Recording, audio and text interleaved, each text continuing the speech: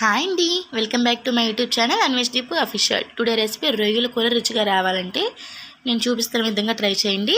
ఇదైతే నా స్టైల్లో చేశానండి. మీరు ఎవరైతే మీ స్టైల్లో చేస్తారో నాకు కామెంట్ చేసి చెప్పండి. ముందుగా 2 ఉల్లిపాయలు 2 పచ్చిమిరపకాయలు కట్ చేసుకొని ఇలా పక్కన పెట్టుకోండి. తర్వాత 4 టమాటాలు తీసుకొని మిక్సీలో వేసుకోండి. తర్వాత స్టవ్ వెలిగించుకొని ప్యాన్ పెట్టుకొని దాంట్లో ఆయిల్ పోసుకోండి. ఆయిల్ హీట్ అవ్వాలండి. నేనైతే ముందుగా రొయ్యలు అయితే ఉడకపెట్టుకున్నానండి.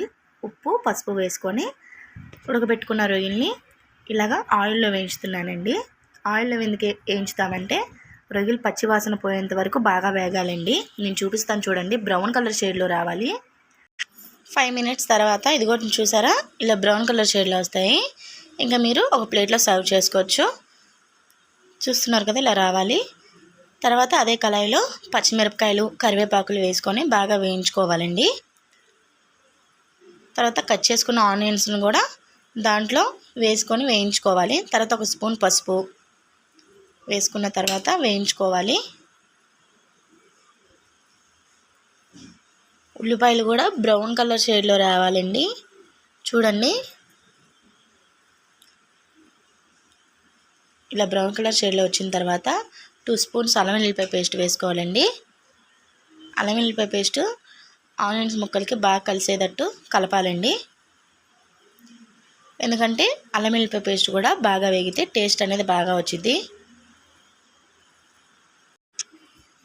ఇవి బాగా వేగిన తర్వాత మనం ముందుగా మిక్సీ చేసుకున్న టమోటా పేస్ట్ని కూడా అల్లం వెల్లుల్లిపాయ పేస్ట్లో వేసుకొని బాగా కలుపుకోవాలండి. మనకి టమాటా అనేది మిక్సీ వేసుకుంటున్నాం కదండి, అది టేస్ట్ బాగా రావడానికి మీరు కావాలంటే ముక్కలు కట్ చేసన్నా వేసుకోవచ్చు. చూస్తున్నారు కదా, టమాటా పేస్ట్ మసాలా అంతా బాగా వేగింది. మసాలా అంతా ఇలాగా బాగా వేగాలండి. తర్వాత మనం వేయించుకున్న రొయ్యలు వేసుకోవాలి.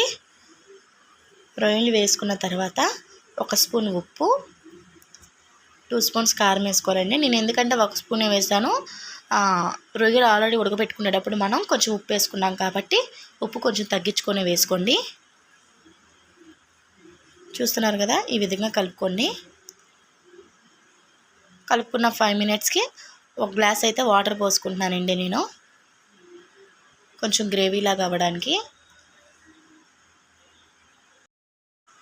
వాటర్ పోసుకున్న తర్వాత మనకైతే కర్రీ అయితే ఈ విధంగా ఉండిద్దండి. చూస్తున్నారు కదా, ఈ విధంగా కర్రీ అనేది మనకి చిక్కబడుతుందండి. ఫైనల్లీ కర్రీ అయితే అయిపోయిందండి. చూస్తున్నారు కదా, ఎంత దగ్గరికి వచ్చేసిందో కర్రీ మొత్తం గ్రేవీలాగా. నేనైతే కట్ చేసుకున్న కొత్తిమీరను కూడా వేసేసుకుంటాను. ఫైనల్లీ కర్రీ అయితే రెడీ అయిపోయిందండి. గుమగుమలాడే రొయ్యల కర్రీ రెడీ అయిపోయింది నా స్టైల్లో.